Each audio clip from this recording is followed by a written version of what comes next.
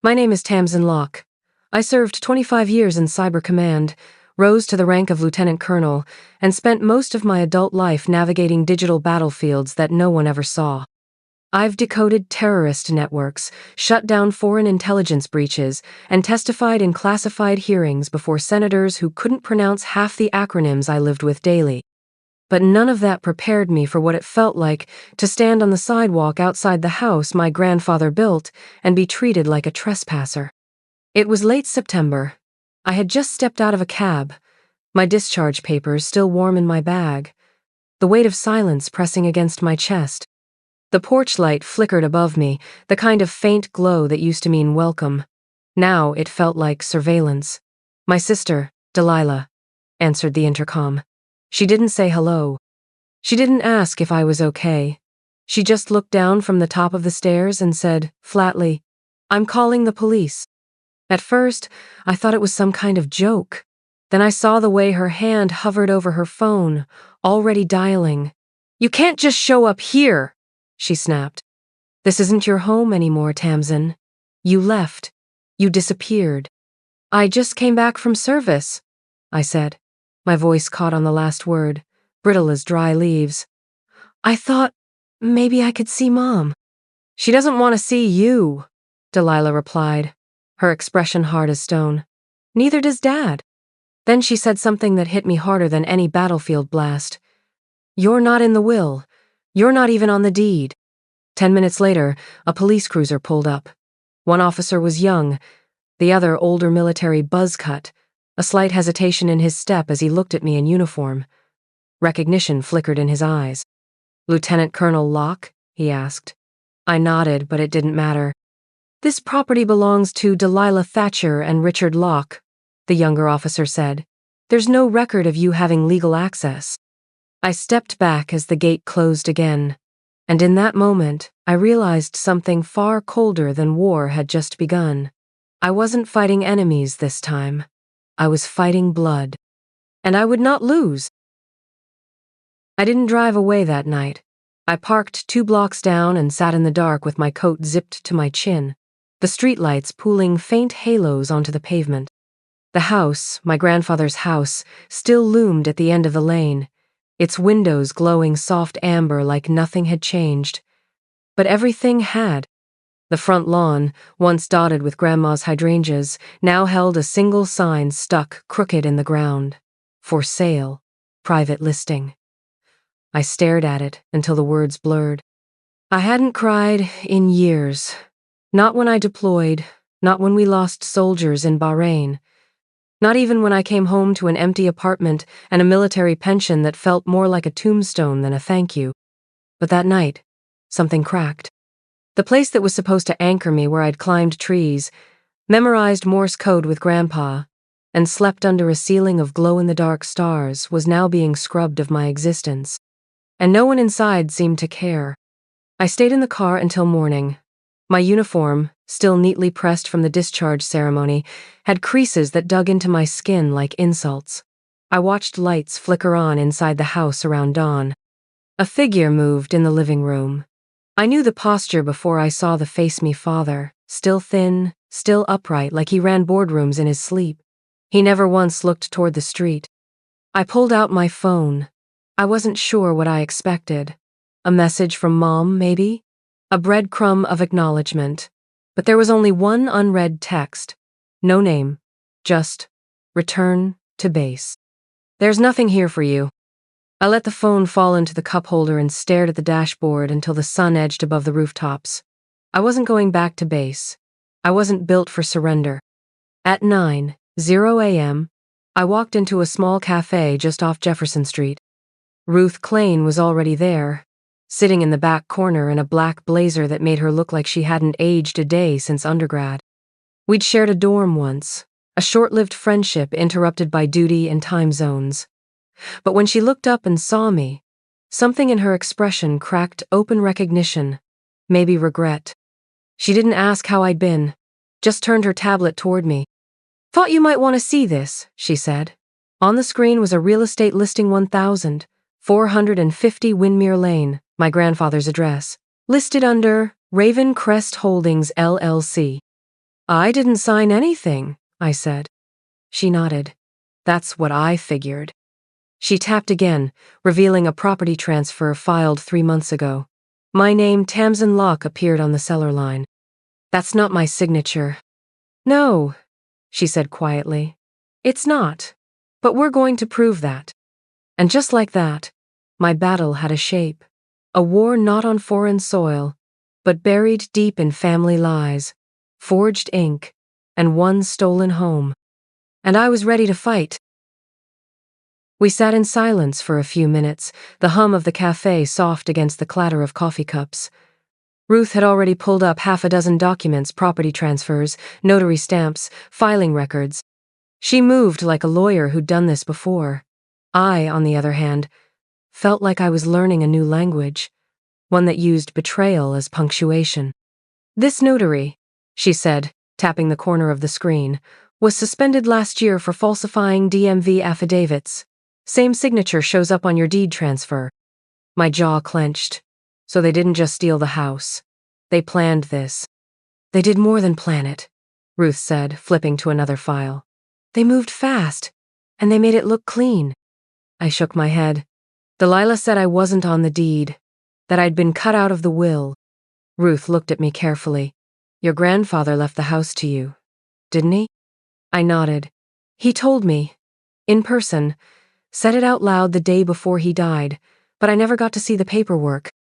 She reached into her briefcase and pulled out a printed county registry record. They filed a new will a month later. That one leaves everything to your father and Delilah. My stomach turned. They forged the will? Could be. Or coerced it. Either way, it's not consistent with the version I remember from years ago. We'll need to find an original. I kept copies, I muttered. Digital backups. Maybe even his old video journal. Ruth's eyes lit up.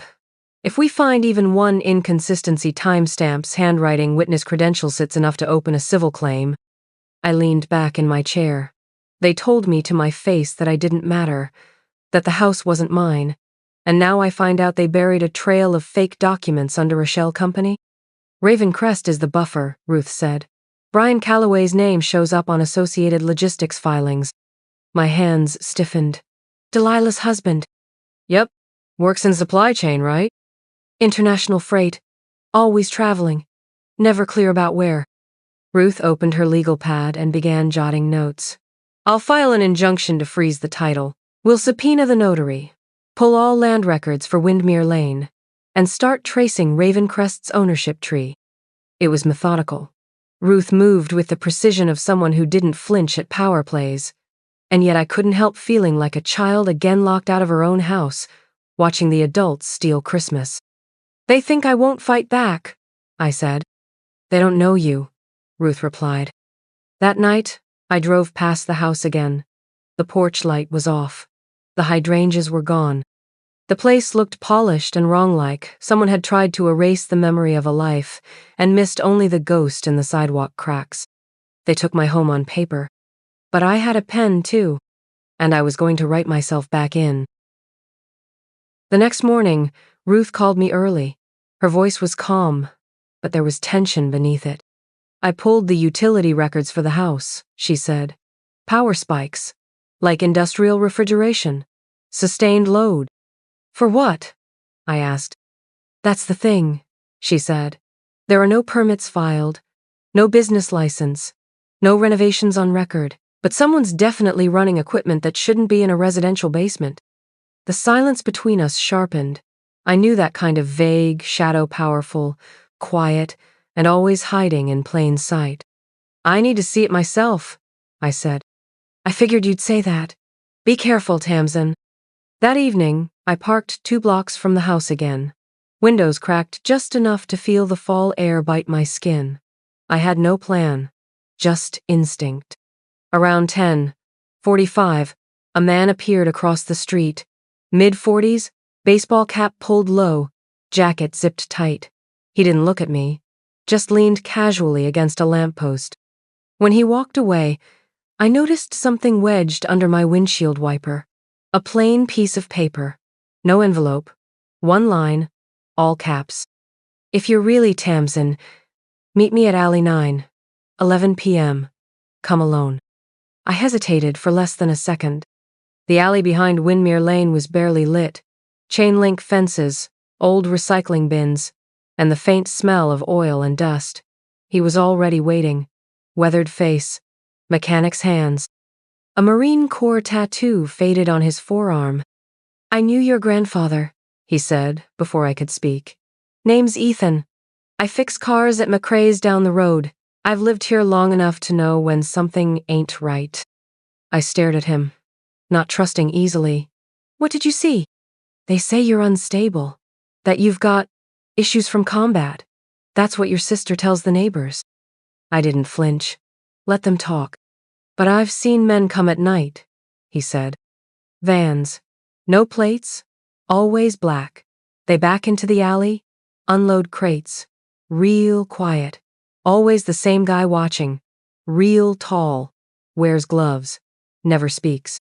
He paused. "Your sister's husband? Brian? He's there. Every time."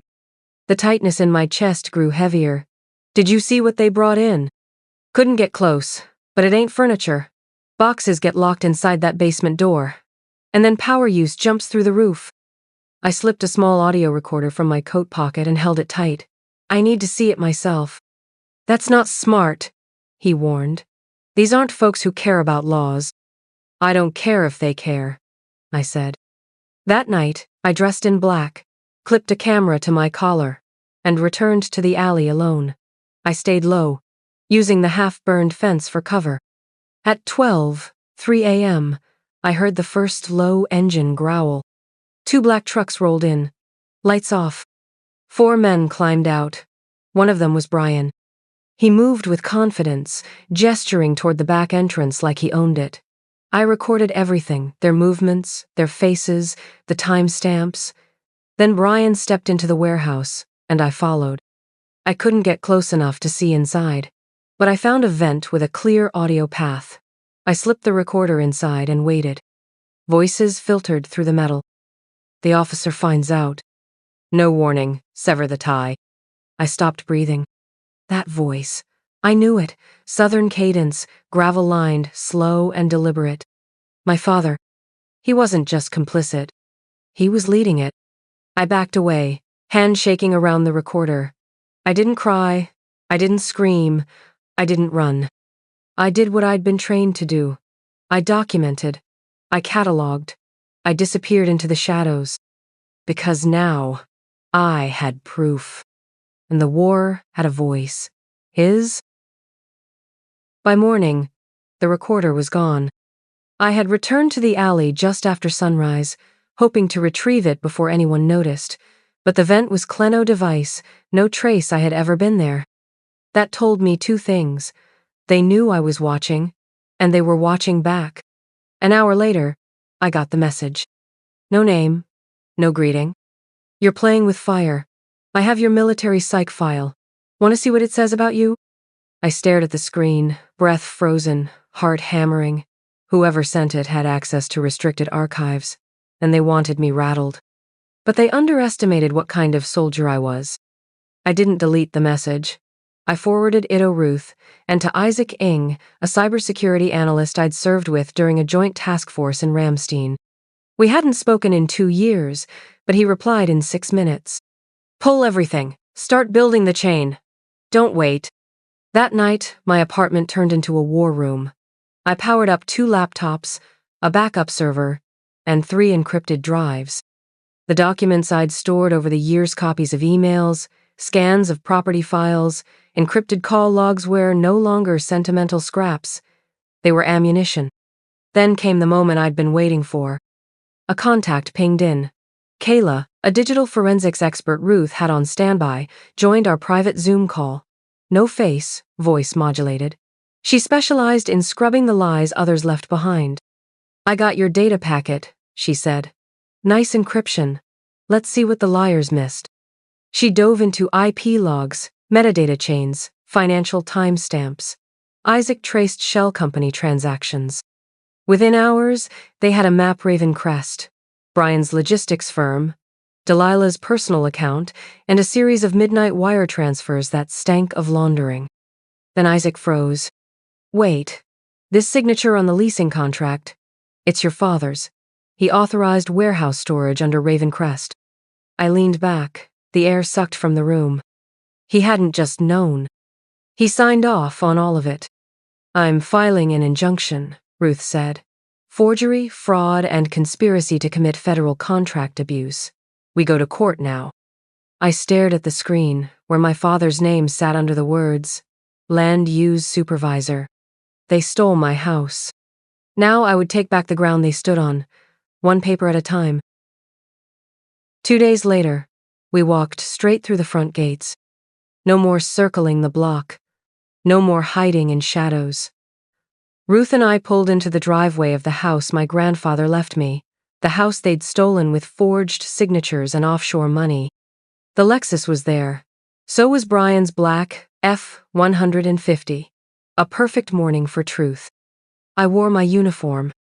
Not because I needed tow, but because they needed to see it. Ruth straightened her jacket and handed me the envelope. You ready? I've been ready since the day they called me a stranger. I rang the doorbell. Delilah answered, face freshly painted, a performance smile already in place until she saw me. Her lips twitched. Then she saw Ruth and the envelope. The color drained from her face. We're here to serve you with a court injunction, Ruth said calmly, placing the documents into Delilah's hand. Effective immediately, all property transfers, leases, and financial movements tied to this address are frozen. The county land office is aware. Delilah stared at the envelope like it might bite her. You can't do this. Brian stepped into the hallway. His tone was slow, oily. You really want to go down this road, Tamsin? I met his eyes. I was trained to walk roads like this. I know how to navigate darkness. He smirked. You don't know who you're fighting. I do, I said. A logistics fraudster, a forged deed accomplice, and a coward who used my name to win federal contracts. His jaw tightened. You're unstable. I've been evaluated. You'll see the results entered into evidence. Ruth stepped in. And if you speak another word of intimidation, we'll file for witness harassment. Delilah clutched the envelope like a drowning woman clinging to plastic. This is our house. No, I said. It was mine before you rewrote history. We turned and walked back to the car. The door slammed behind us, hard and hollow. In the passenger seat, Ruth exhaled. They'll hit back. I looked straight ahead. They already did. Now it's our turn. Because this wasn't about revenge anymore. It was about reclamation. Of land. Of truth. Of a name they tried to erase. The courtroom was quiet. No drama, no shouting, just the steady pulse of federal process. I sat behind the witness table in uniform. Back straight, ribbons sharp, eyes calm. When the prosecutor asked me to explain what happened, I didn't waver. They forged my signature on a deed transferring my grandfather's house, I said. They created false financial trails, funneled government funds through shell accounts, and used my military clearance codes to access contracts they were never qualified to touch. Delilah stared at her hands. Brian kept whispering to his attorney. My father, Richard, stared past me. Like if he didn't look directly at me, none of this would stick. But it did. The judge reviewed each piece of evidence. The signature inconsistencies, the IP logs, the wire transfers, the notary suspension, the recorded audio father's voice, gravel-lined and unmistakable. If the officer finds out, sever the tie. Then came the question that mattered. In your opinion, Colonel Locke, the prosecutor asked, was this a deliberate conspiracy? Yes, I said. They didn't just try to erase my name. They used it, and they built an empire on silence. The court ruled. Delilah, 6 years. Brianite. Richard Locketton, years, no parole. No reaction. No shouting. Just a pause, and then the sound of futures collapsing under weight they thought no one would ever lift. Outside, reporters waited. I didn't speak to them, but I saw them, the veterans. Some in faded jackets, some leaning on canes, some nodding quietly as I passed. One reached out, his hand steady. "Colonel Locke," he said. "You reminded them we still stand." I nodded. We don't stay erased. Weeks later, I visited the Defense Service Library. It smelled of polished stone and quiet memory. On the Wall of Honor, carved into black granite, was my name. Colonel Tamsin Locke. Cyber Command, 1998, 2023. No one could take that from me. Not my father. Not Delilah. Not anyone who tried to make me forget what I stood for. I stood for truth, not vengeance. I walked out of the courtroom not with their house, not with their money, but with my name, my honor, and the kind of justice that doesn't come with noise. It comes with clarity. And in that silence, I stood unshaken.